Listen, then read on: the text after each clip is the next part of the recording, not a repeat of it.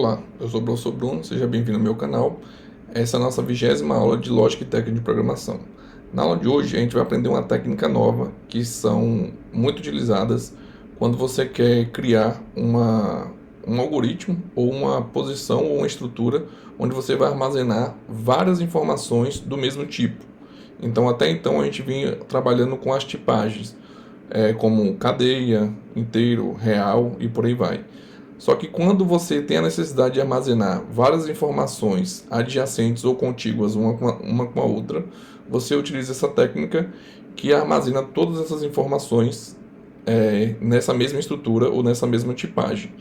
E a técnica que a gente vai aprender hoje são os vetores, beleza? Então, como de praxe, eu já estou aqui com o meu Portugal Web Studio e também já dei uma googlada perguntando o que é um vetor em programação. Você que é adepto da matemática ou já está no ensino médio, muito provavelmente você já trabalhou com vetores e matrizes na matemática. Não diferentemente, na programação, a gente também utiliza dessas técnicas para armazenar valores distintos num mesmo atributo ou na mesma caixinha de informações, beleza? Então aqui, ó, em programação, um vetor é uma estrutura de dados que armazena uma sequência de objetos do mesmo tipo em posições consecutivas da memória RAM do computador. Então as nossas variáveis, quando você utiliza a declaração de variáveis, ela vai pegar posições distintas da memória ou várias posições da memória para armazenar cada uma das variáveis. Mas quando você quer armazenar várias informações com a mesma tipagem, ao invés de você criar várias variáveis, você cria um vetor ou uma matriz. No caso de hoje, a gente vai trabalhar primeiramente com os vetores. Então, por exemplo, se a gente quer somar 10 números, em vez de você criar a variável número 1, número 2, número 3, até chegar no número 10, que iria ocupar 10 posições distintas da memória, você cria um vetor com 10 posições. E aí você pode percorrer esse vetor através dos laços de repetição para armazenar os 10 números diferentes que você deseja, beleza? Então, vetores são estruturas lineares e estáticas, ou seja, são compostas por um número finito e pré-definido de valores.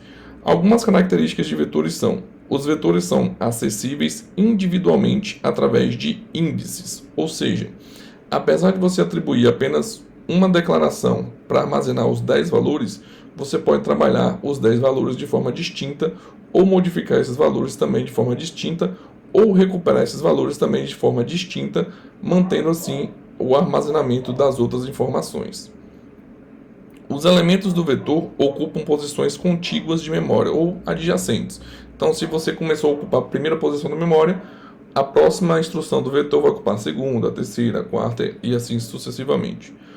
Os vetores têm tamanho pré-definidos e fixo, ou seja, é você que define o tamanho do seu vetor ou da sua matriz. Então é você que vai definir quantas informações o seu vetor vai possuir para armazenar aquele tipo que você deseja.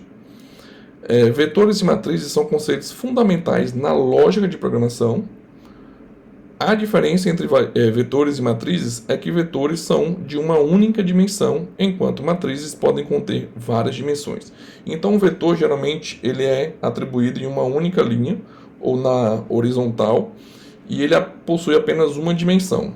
Quando a gente começar a trabalhar com matrizes, a gente vai ver que ele trabalha em várias dimensões. Então, ele vai ter tanto a parte horizontal quanto também as partes verticais. Basicamente é um sistema de compra de passagens, tanto de ônibus quanto também de avião ou uma cadeira no cinema, onde você tem ali as fileiras e as numerações de cada uma das fileiras. Então, por exemplo, se você entra no cinema, você vai ter a fileira A e as colunas da fileira A, que começa na A1, A2, A3 e assim sucessivamente.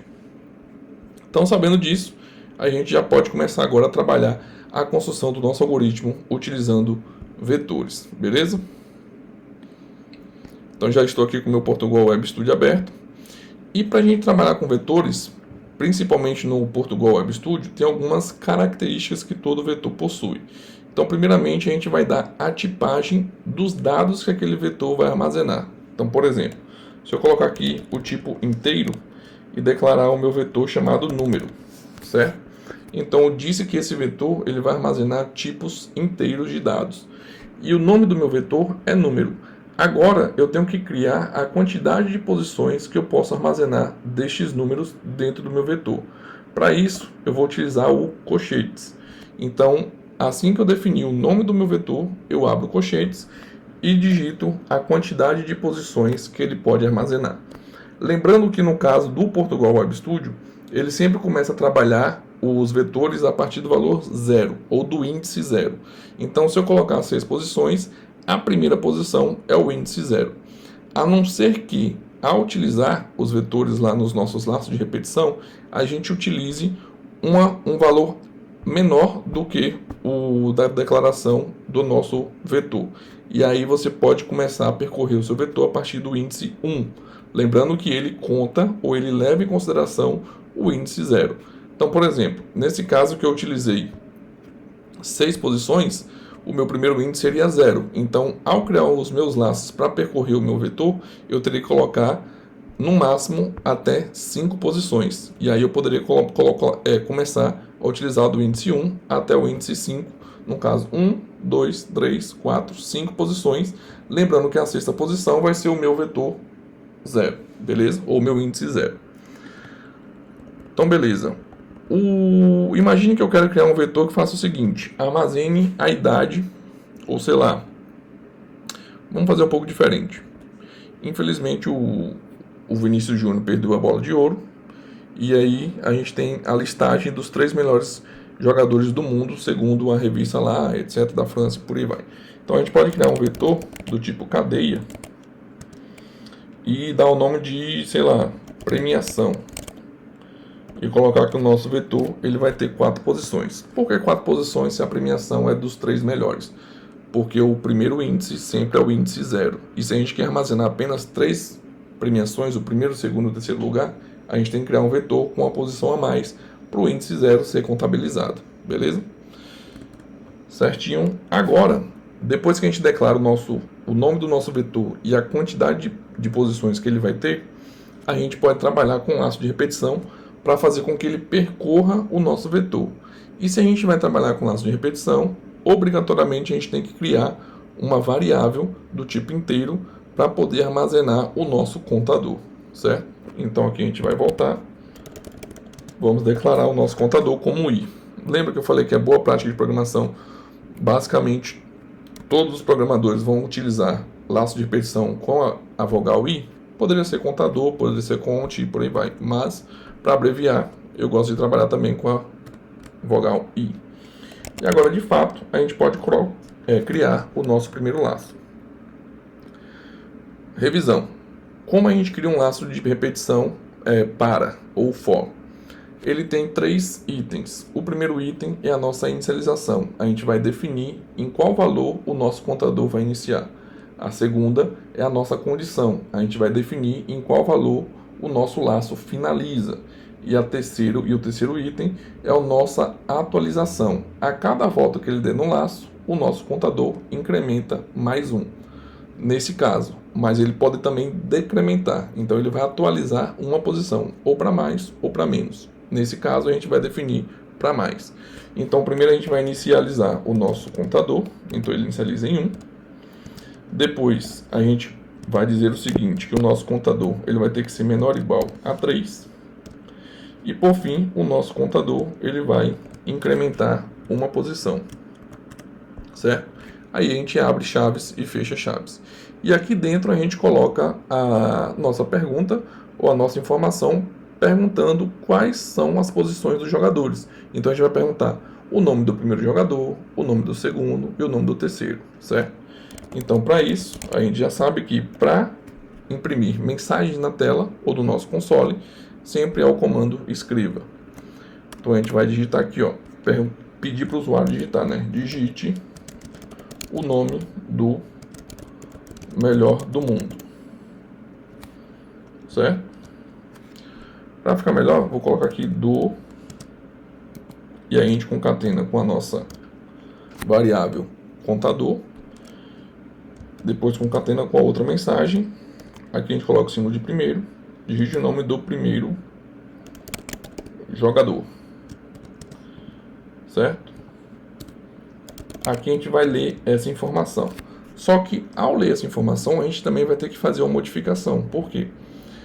Se a gente está trabalhando com vetores, a gente tem um único vetor para percorrer todas as posições. E quem vai percorrer essas posições é justamente o nosso contador. Então, quando a gente pedir para ler a premiação, a gente vai ter que mandar correr o nosso contador. Então, por exemplo, digamos que eu executei. Digite o nome do primeiro jogador. Então, o melhor do mundo foi o Rodri, primeiro jogador. Digite o nome do segundo. Opa, como assim? Em momento nenhum você digitou essa mensagem para imprimir na tela. Digite o nome do segundo jogador. A única mensagem que eu escrevi na tela foi: digite o nome, concatenei com o meu contador, primeiro jogador. O símbolo de primeiro, segundo e terceiro jogador. Por que ele percorreu do primeiro para o segundo? E agora, se eu colocar o nome do Vini Júnior, por que ele foi para o terceiro? Justamente por conta do nosso laço. Então, o nosso laço ele está funcionando da seguinte maneira: o meu contador iniciou em 1. Então, se o meu contador iniciou em 1, a primeira posição aqui, ó, que o meu vetor vai armazenar é na posição 1, porque o meu vetor está armazenando a informação que o usuário digitar na mesma posição em que o meu contador está naquele momento. Se ele inicializou em 1, ele armazena na primeira posição. Assim que eu apertar Enter, por que ele foi para a segunda? Porque ele volta ao meu laço e aí ele vai verificar, ó, o meu contador valia 1. 1 é exatamente igual a 3? Não. Então ele atualiza, ou ele incrementa, nesse caso, uma posição. Ele valia 1, agora ele vale 2. Assim que ele vale 2, esse contador que está aqui passa a valer 2. Então ele exibe na tela: digite o nome do segundo jogador. E é da mesma maneira que meu contador agora vale 2 na mensagem, assim que eu armazenar essa informação, esse meu contador aqui dentro do meu vetor também vale 2. Então ele armazena aquele nome também na segunda posição. E assim sucessivamente. Beleza? Então deixa eu parar a execução aqui. Se você não entendeu, volta o vídeo, tenta ler, ouvir ou assistir novamente essa parte da explicação no 1x, né? Pause quantas vezes você quiser. Tente entender a lógica do algoritmo, porque a gente já trabalhou com laços em vários algoritmos anteriores. Se você ainda não viu as videoaulas sobre laço de repetição, assista tanto o de laço para quanto de laço enquanto, e também o laço faça enquanto, que você vai entender a lógica por trás da utilização dos laços e do nosso contador e como ele funciona. A única diferença aqui das videoaulas que a gente já assistiu anteriormente é que agora a gente está trabalhando com vetores. Então, um único vetor ele está sendo utilizado para armazenar várias informações dentro dele. Então, a gente está utilizando o nosso contador juntamente com o laço para percorrer essas posições. Beleza? Ao invés da gente ficar perguntando manualmente o primeiro, o segundo, o terceiro e lendo cada uma dessas informações, a gente criou um vetor para não precisar de várias variáveis. E a gente também criou um laço para o próprio laço percorrer todas as posições do nosso vetor, certo? Agora, a gente vai criar um outro laço para exibir o resultado dessa interação com o usuário. Então, para isso, só para diferenciar, eu vou dar um escrevo aqui. Diferenciar não, para separar, né, as informações. E eu vou colocar aqui uma quebra de linha. Então, quando você perguntar as mensagens para o usuário informar o nome do primeiro, segundo e terceiro colocado, aí ele vai quebrar uma linha e depois ele vai exibir o resultado dessa votação ou dessa escolha do usuário, certo? Então agora a gente vem para cá e agora de fato a gente cria o nosso laço. Só que esse laço agora vai ser para exibir essas informações. Então, mais uma vez, a gente vai trabalhar com o nosso vetor, ou o nosso contador. E assim como a gente iniciou o nosso contador anteriormente em 1, para exibir, também a gente vai começar da primeira posição, a não ser que você queira colocar em formato contrário. Primeiro demonstra o terceiro colocado, depois o segundo, e aí anuncia o grande vencedor da noite. Beleza? Então aqui a gente inicia em 1. Vamos fazer assim, ao contrário, porque a gente, acho que eu não mostrei nenhum laço de repetição que utiliza o decremento, que é a parte contrária. Vamos ver se funciona? Então vou colocar aqui que o meu contador vai iniciar em 3. Depois ele vai ter que ser agora maior ou igual a 1. E ele, em vez de incrementar, ele vai decrementar, certo? Aí aqui a gente coloca a nossa mensagem. Então a gente vai começar a nossa mensagem aqui. Então, a gente concatena com o nosso contador. Então, no caso, vai aparecer terceiro, né? A gente concatena novamente com a mensagem. O símbolo de primeiro, segundo e terceiro. O terceiro colocado foi. E aí a gente concatena agora com nossos jogadores armazenados. Então a gente vai mandar mostrar o nosso vetor e também percorrendo o nosso próprio contador. Beleza? Então, assim como para armazenar, a gente pede o nosso contador para percorrer o nosso vetor, na hora de exibir, a gente também vai mandar o nosso contador percorrer o nosso vetor. Beleza? Então, deixa eu aumentar um pouquinho aqui. Vamos ver se vai funcionar, se vai mostrar de forma do último colocado para o primeiro colocado. Então, vamos lá. Digite o nome do primeiro jogador. Então, vou colocar aqui que foi o Rodri. O segundo foi o Vini Júnior, infelizmente. E o terceiro foi o Carvajal, se eu não me engano, né? Então, foi o Carvajal. Se eu não me engano, escreve assim. Carvajal. E aí a gente dá um Enter. Então veja que ele mostrou, ó, o terceiro colocado foi o Carvajal, o segundo colocado foi o Vini Júnior e o primeiro colocado foi o Rodri. Então ele de fato mostrou em ordem contrária do último para o primeiro colocado. Só que se a gente perceber, ele não deu aquelas nossas famosas quebras de linha. Então a gente pode vir aqui e concatenar com a nova mensagem para ele justamente fazer essa quebra de linha. Aí se a gente volta aqui e executa novamente, então o primeiro colocado foi o Rodri, o segundo foi o Vini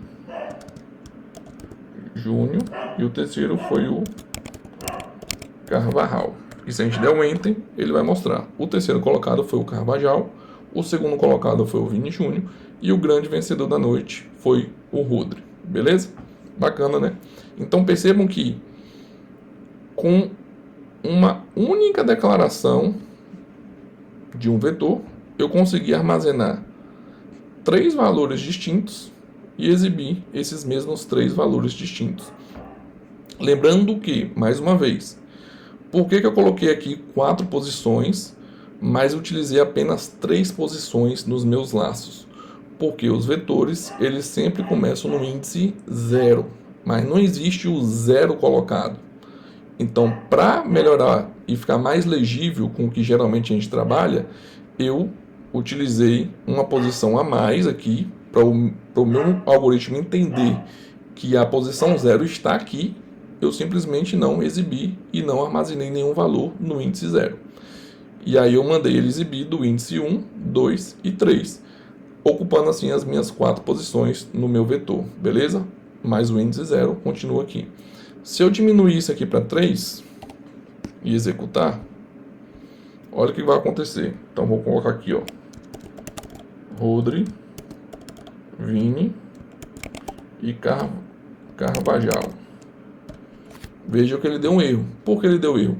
Porque o meu algoritmo identificou que eu tenho apenas 3 posições, mas não estou trabalhando com o meu índice 0. Eu já iniciei no segundo índice, que é o meu contador valendo 1. Então eu estou armazenando basicamente 4 índices, só que eu estou trabalhando apenas com 3 índices, beleza? Então para isso eu teria que diminuir aqui para 0 e aqui também para 0. E aí se eu executar, vamos ter aqui o Rodri, o Vini e o Carvajal. Aí percebo que, ó, índice 0, índice 1, índice 2, índice 3 e por aí vai. Então veja que ele está utilizando 0. Então para corrigir esse erro, é que a gente fez aquelas modificações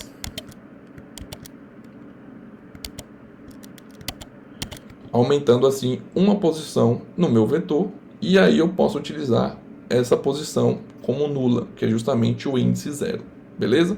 Então, essa foi a videoaula de hoje, espero que vocês tenham gostado.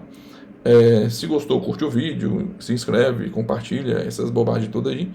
E principalmente assista às videoaulas anteriores, para você entender melhor a lógica e a técnica de programação, beleza?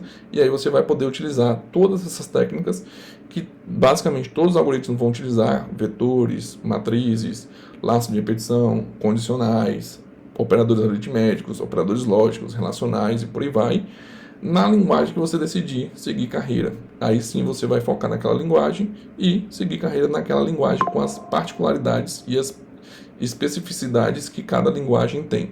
Uma para web, uma para sistema legado, uma para ciência de dados e etc. Beleza? Então, te vejo na próxima aula.